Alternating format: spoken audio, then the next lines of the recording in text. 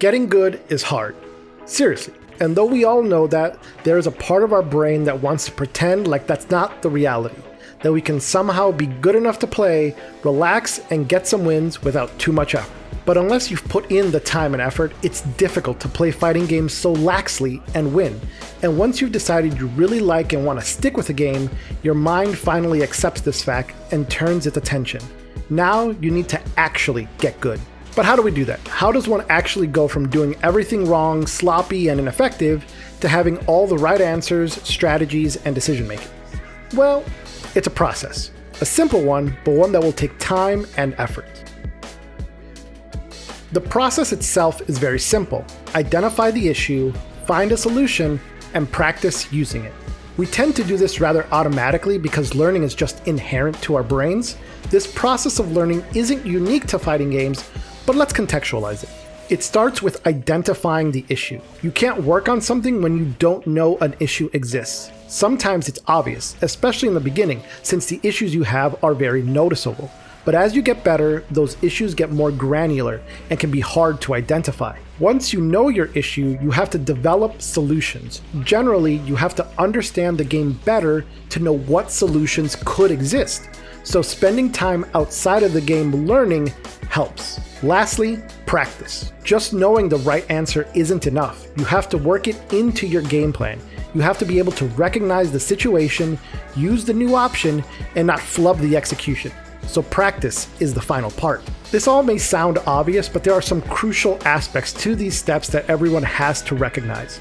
This may be simple on paper, but it can actually be difficult and especially time-consuming to execute. These steps can be done in a few seconds in your mind, but other times it's trickier. This process, I also have to say, is full of discomfort. Be it frustration from not knowing what you're doing wrong, or upset that a solution doesn't work, and especially in trying to use it mid-match, getting it wrong, and dying. You will make mistakes and mess things up as you try to improve. It's unavoidable. You have to fail in order to eventually succeed. But now that I've outlined the steps, let's actually discuss them in detail, give you some practical advice on what you should be doing and looking for in each step. Identifying what your issues are is a crucial step. Misdiagnose what's wrong and you'll be chasing solutions to the wrong problems. Issues can be a very general term, so let's create some categories to help think about the various areas you may want to reflect on. The categories are general game plan, neutral, wake up or set play, combo routing, movement, and corner strategy. Each of these categories have to be considered from a position of offense, when you're the attacker, and from the position of defense. This isn't a complete list, but a starting point for you to start reflecting on your play. The first place we tend to notice our issues is from our experience, that negative feeling of when something fails or doesn't work. Off the top of your head, you could probably list off the issues in your gameplay you want to improve. Those tend to come from your experience. The issues stick out easily. However, under the surface, there can be more, and this is where reviewing your replays is very important. When reviewing gameplay, you aren't under pressure or can watch things more objectively. This is where you notice issues that aren't immediately noticeable. In reviewing your gameplay, here are a few questions you should ask yourself. Who's the attacker, the one that needs to close the distance? Was the attacker stopped from getting in? Did the attacker change their approach as they were stopped? Was there a particular move that you or your opponent used often? Were there any moves you don't know how they work? Did you or your opponent challenge often on defense? How often did you use your meter? Were you frequently fighting mid-screen or in the corner? When you got hit, did you take full advantage of that hit? These questions should lead to more questions as you try to identify what the core issue is.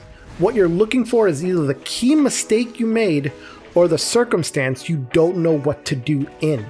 The main caveat to this step is you have to understand the game or fighting games overall better in order to be able to identify the issue.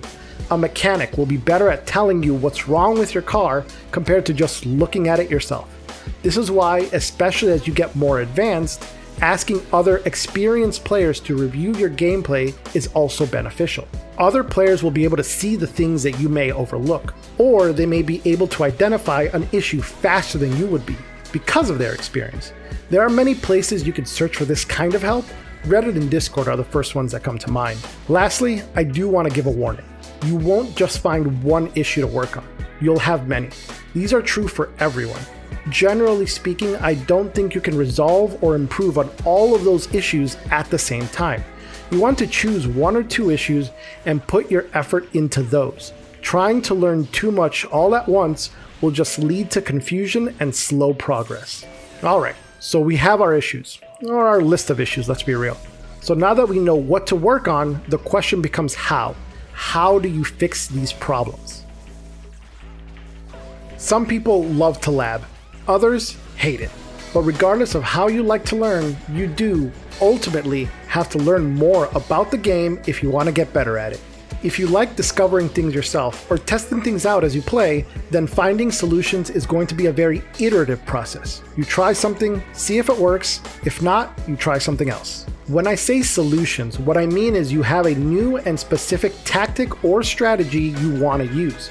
If your problem is constantly running into your opponent's poke, then your new tactic will be to slow down. If your opponent is constantly jumping out of your pressure, then your new strategy may be to alter your combo routing to try and catch their jump. Solutions are just new ideas on how to deal with a given situation. Even if you test things out constantly in a match, there will come a time when you don't know what a possible solution is. Facing Asuka for the first time, you're not going to have a clue as to how his cards work, how to get around his cubes, and how to convert from hitting his cubes. There will come a time when you need to study up. You need to do some research outside of the game to gain the knowledge you need to find solutions. Most people already do this. This is why guide videos, Discord servers, and coaching streams all exist. To be specific about these resources, when it comes to general information, just searching on YouTube or a game's wiki will be a good starting point. Dustloop for Arxis, Super Combo for Street Fighter, Wavu for Tekken, the list goes on when it comes to wikis. If you need more tailored resources, Reddit or a game's Discord server can be a good place to start. Others can point you in the right direction if you ask. But as you get further in your skills, you need help from the specialists, from your fellow nerds that either have a deep knowledge about the game or about your character. This is where you need to start watching gameplay of high-level play about that character and extract knowledge from their gameplay. Many of them stream, so jumping into a stream and talking with people there is very helpful. Same goes with character servers, sub-communities of people that love the character you like and are trying to share that with everyone else.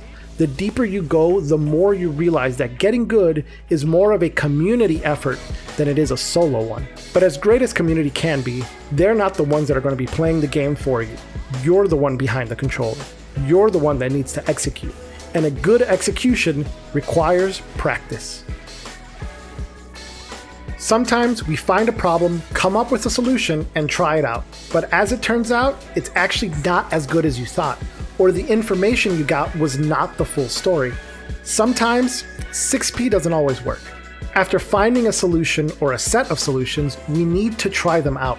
You need to actually sit down and practice them.